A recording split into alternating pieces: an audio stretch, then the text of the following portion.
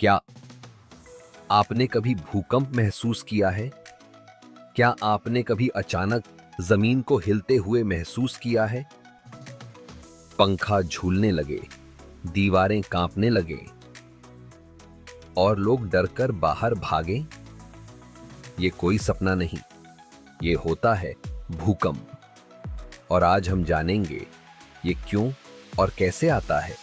हमारी धरती एक ठोस गोला नहीं है, इसके नीचे हैं कई बड़ी बड़ी परतें जिन्हें कहते हैं टेक्टोनिक प्लेट्स।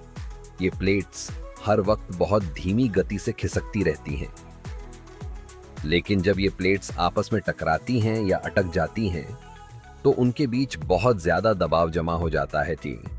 जब ये दबाव अचानक एक झटके में बाहर निकलता है तो धरती हिलती है और इसी झटके को हम कहते हैं भूकंप, अर्थक्वेक। फोकस और एपिसेंटर क्या होता है?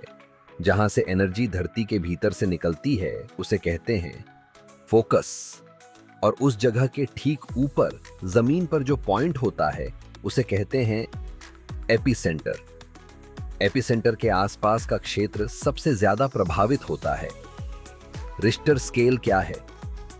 भूकंप की तीव्रता मापी जाती है रिश्टर स्केल से 3 से नीचे, बहुत हल्का 4 से 5 दशमलव, मध्यम स्तर 6 से 7 के बीच की तीव्रता खतरे की घंटी होती है, और अगर तीव्रता 7 से ऊपर हो तो भूकंप बेहद गंभीर और विनाशकारी माना जाता है।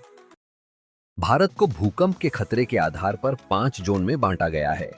जोन 2 सबसे कम खतरा, जोन 3 मध्यम खतरा, जोन 4 उच्च खतरा, जोन 5 सबसे ज्यादा खतरा।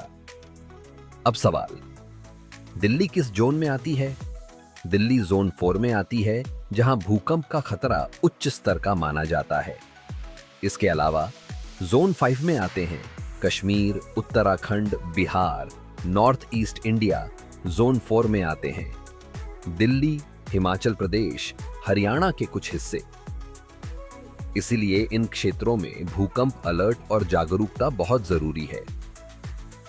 अगर आप घर के अंदर हैं, किसी मजबूत टेबल या फर्नीचर के नीचे छुप जाएं, कांच, अलमारी और खिड़की से दूर रहें, लिफ्ट का बिल्कुल इस्तेमाल न करें। अगर आप बाहर हैं, इमारतों, बिजली के खंभों और पेड़ों से दूर रहें, खुले मैदान में खड़े रहें। और सबसे जरूरी बात, घबराएं नहीं। कई बार लोग डर के मारे ऐसी गलती कर बैठते हैं जो जानलेवा साबित हो सकती है।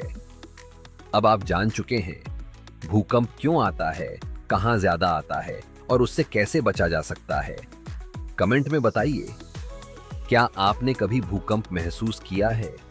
और ऐसी ही जरूरी और साइंस से जुड़ी जानकारी के लिए सब्सक्राइब करें हैकर हिंदी को। धन्यवाद।